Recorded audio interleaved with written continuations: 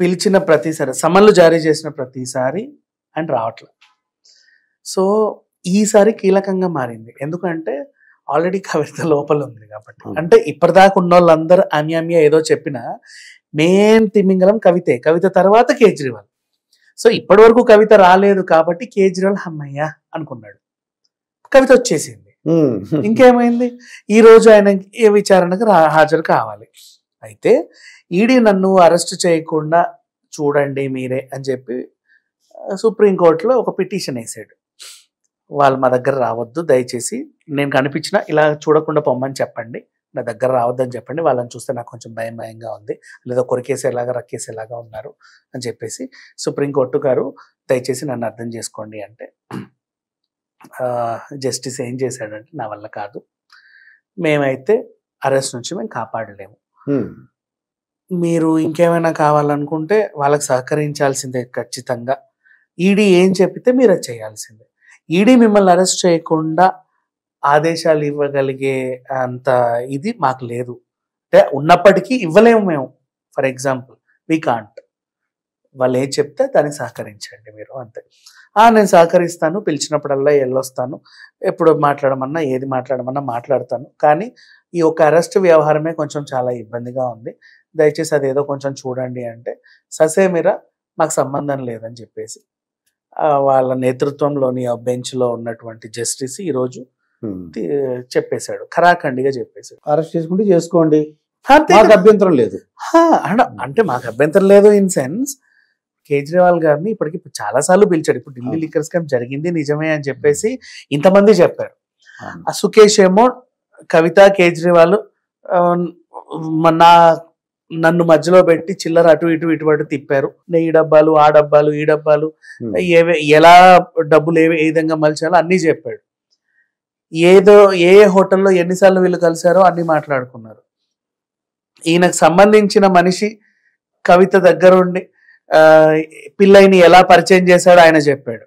కవితే 100 సార్లు మాట్లాడి, నువ్వు నాతో చేసిన బిజినెస్ పిల్లైతో చేసినా ఒకటే, మేమిద్దరం ఒకటే, ఆయన నవ్వినా ఒకటే నేను నవ్వినా ఒకటే, ఆయన ఏడ్చినా ఒకటే నేను ఏడ్చినా ఒకటే, నువ్వు ఆయనకు 100 కోట్లు ఇచ్చినా ఒకటే నాకు 100 కోట్లు ఇచ్చినా ఒకటే, ఆయన నీకు 100 కోట్లు ఇచ్చినా ఒకటే నేను ఇచ్చినా ఒకటే, సో ఆయన నేను ఒకటే, మీరు బిజినెస్ లో నన్ను ఎలా చూస్తున్నారో ఆయన అలాగే చూడండి అని ఆవిడ చెప్పినట్లుగా ఈయన చెప్పాడు.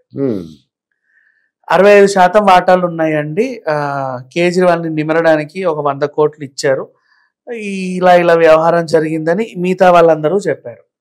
ఆ సిసోడియా గారు కూడా అదే అంశం చెప్పారు, కవిత కవిత కవిత అనే చెప్పారు. సో ఇప్పుడు కవితకి మెయిన్ గా నెక్స్ట్ కేజ్రీవాలే. అసలు విషయానికి వస్తే మొత్తానికి సెంటర్ ఆఫ్ ద అట్రాక్షన్ ఈ సీన్ మొత్తానికి కవితే. వై? బికాస్ కేజ్రీవాల్ అంటావా, ఆయనకు రాజకీయం తెలియదు, చిన్నప్పటి నుంచి రాజకీయాలు లేడు ఆయన.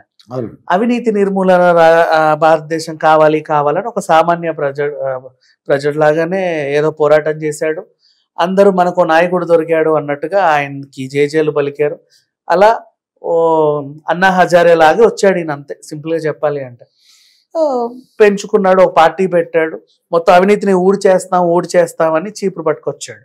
సరేలే ఈయన ఏదో ఊడుస్తా అంటున్నాడు కదా, ఒకసారి ఒక చీపురు చేతికి ఇస్తే చూద్దాం ఒక 5 ఏళ్ళు ఎంత బాగా ఊడుస్తాడో అంటే, ఇక్కడ ఏం ఊడ్చాడో వాళ్ళకి తెలియదు కానీ పక్క రాష్ట్రాల నుంచి మాత్రం బాగానే ముడుపులు అందుతున్నాయని తెలిసింది ఈ లిక్కర్ స్కామ్ వచ్చిన తర్వాత. సో అసలు విషయానికి వస్తే ఈయన జనాల నుంచి వచ్చాడు కాబట్టి ఈయనకి ఇవి తెలియదు. చిన్నప్పటి నుంచి రాజకీయాలు ఎలా ఉంటాయో కేసీఆర్ ఫ్యామిలీకి బాగా తెలుసు. నెక్స్ట్ తెలంగాణ నాడి సెంటిమెంట్ ని పట్టుకొని ఎలా గెలవాలో కూడా ఆయనకు బాగా తెలుసు. జై తెలంగాణ తెలంగాణ ఉంటుంది, ఈ తెలంగాణ ఉంటుంది ఇది అని చెప్పేసి అందరిని రెచ్చగొట్టి పాపం పిల్లలందరూ ఆత్మహత్యలు చేసుకునే వరకు తీసుకొచ్చి వాళ్ళందరినీ చంపి, నీ కూతురు ఆత్మహత్య చేసుకుందా తెలంగాణ కోసం? నువ్వు చేసుకున్నావా? నీ కొడుకు ఆత్మహత్య చేసుకున్నాడా? లేదు కదా. వాళ్ళందరినీ రెచ్చగొట్టి చేయించేసి స్తూపం ఒకటి పడేసావు, నేను మీ అందరికి సంఘీభావం తెలియజేస్తాను, లోపలేం లేదు బయటికి, జస్ట్ అలా సరే సంథింగ్ ఏదో వాట్ హ్యాపెండ్. రాజకీయాలు బాగా తెలుసు, మనుషుల్ని వాడుకోవడం తెలుసు, మానసికంగా వాడుకోవడం తెలుసు, అండ్ వాళ్ళని డబ్బులకి ఏ విధంగా ఉపయోగించుకోవడం తెలుసు. నెక్స్ట్ నీ గెలుపు కోసం బయట వాళ్ళని ఎలా తొక్కాలో నీకు తెలుసు. ఎమోషనల్ గా తీసుకున్నారు జనాలు. ఇప్పుడు ఎలక్షన్ టైంలో నువ్వు తిరుగుతున్నావు ప్రచారం, నీలాగే బండి సంజయ్ తిరగాలనుకుంటాడు, రేవంత్ రెడ్డి తిరగాలనుకుంటాడు. వాళ్ళకేమో ర్యాలీలకి పర్మిషన్ లేవు, ధర్నాలకు పర్మిషన్ లేవని అరెస్టులు చేసి పడేస్తావు, గృహ నిర్బంధం చేస్తావు. షర్మిల ఇంట్లోంచి బయటకు వస్తే తలుపులేసేస్తావు. పాపం అవునా కదా? అప్పుడు బయటికి వస్తే చాలు వెంటనే ఇంటి దగ్గరే.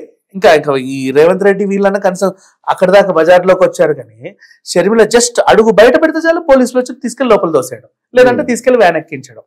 నేను అటుపోను ఇటుపోను అంటే కారు లేపి తీసుకెళ్ళావు మొత్తం అందరి ముందు, ఆడపిల్లని కూడా చూడకుండా.